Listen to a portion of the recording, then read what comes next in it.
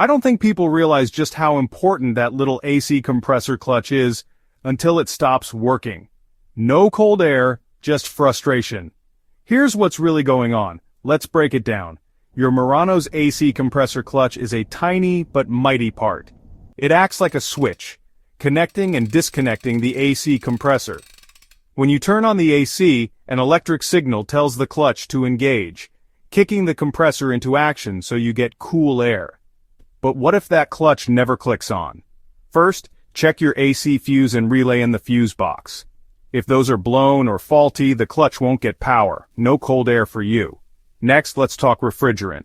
If your system is low on refrigerant, a pressure switch can stop the clutch from engaging to protect the system. No refrigerant, no clutch. Wiring issues or a bad AC clutch coil are also common. Damaged wires or a worn-out coil means the clutch can't get the juice it needs, and sometimes the clutch itself is just worn out, especially if your Murano has racked up a lot of miles. So, if your AC is blowing warm air, start simple: check the fuses, refrigerant, wiring, and the clutch assembly. A little troubleshooting can save you a sweaty ride, and maybe a trip to the shop. Stay cool out there.